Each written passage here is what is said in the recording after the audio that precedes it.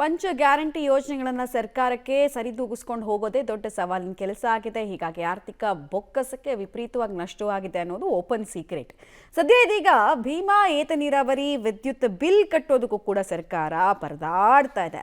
ರಾಜ್ಯದಲ್ಲಿ ಕಾಂಗ್ರೆಸ್ ಸರ್ಕಾರ ಬಂದ ಬಳಿಕ ಇಲ್ಲಿ ತನಕ ಚೆಸ್ಕಾಂ ಇಲಾಖೆಗೆ 4.5 ಕೋಟಿಗೂ ಅಧಿಕ ವಿದ್ಯುತ್ ಬಿಲ್ ಪಾವತಿ ಮಾಡಿಲ್ಲ. ಹೀಗಾಗಿ ವಿದ್ಯುತ್ ಬಿಲ್ ಕಟ್ಟುವಂತೆ ಭೀಮಾ ಏತ ನೀರಾವರಿ ಇಲಾಖೆಗೆ ಚೆಸ್ಕಾಂ ಇಲಾಖೆ ನೋಟಿಸ್ ಕೊಟ್ಟಿದೆ.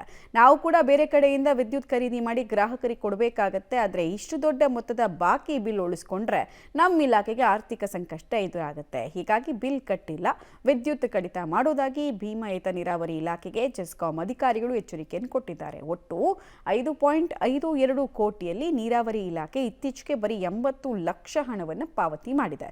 ಇನ್ನುಳಿದ ಹಣ ವಸೂಲಿಗಾಗಿ ಚೆಸ್ಕಾಂ ಅಧಿಕಾರಿಗಳು ಪರದಾಟವನ್ನು ನಡೆಸ್ತಾ ಇದ್ದಾರೆ.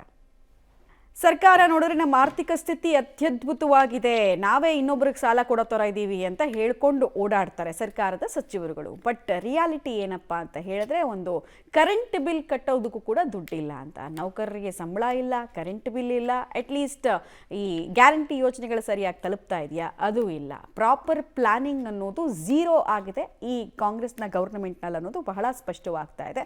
ಒಂದೊಂದು ನಿದರ್ಶನಗಳು ಕಾಣಿಸ್ತಾ ಇದೆ. ಮತ್ತೆ ಗ್ಯಾರಂಟಿ ಬಗ್ಗೆ, ಗ್ಯಾರಂಟಿಯ ಸೈಡ್ ಎಫೆಕ್ಟ್ ಬಗ್ಗೆ ನಾವು ಮಾತಾಡ್ತಾ ಕುತ್ಕೊಳ್ಬೇಕಂದ್ರೆ 1 ದಿನ 2 ದಿನ ಅನಾಯಾಸವಾಗಿ ಚರ್ಚೆಯನ್ನು ಮಾಡ್ಬೋದು. ಅಷ್ಟರ ಮಟ್ಟಿಗೆ ಅಧ್ವಾನಗಳನ್ನು ನಾವು ನೋಡ್ತಾ ಇದ್ದೀವಿ.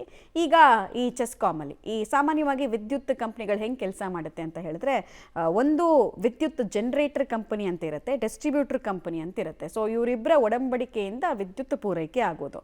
ಒಂದು ವೇಳೆ ಈಗ ಜನರೇಟರ್ ಕಂಪನಿಗೆ, ಡಿಸ್ಟ್ರಿಬ್ಯೂಟರ್ ಕಂಪನಿಗೆ ದುಡ್ಡನ್ನು ಸರ್ಕಾರ ಸರಿಯಾಗಿ ಕೊಡ್ತಾ ಇಲ್ಲ ಅಂತ ಹೇಳಿದ್ರೆ, ಅದರ ಅಡ್ವರ್ಸ್ ಎಫೆಕ್ಟ್ ಏನಾಗುತ್ತೆ ಅಂದರೆ ಕರೆಂಟ್ ಸಪ್ಲೈ ಸ್ಟಾಪ್ ಆಗುತ್ತೆ. ಈಗ ಇಲ್ಲೂ ಇದನ್ನೇ ಅಧಿಕಾರಿಗಳು ಹೇಳ್ತಾ ಇರೋದು.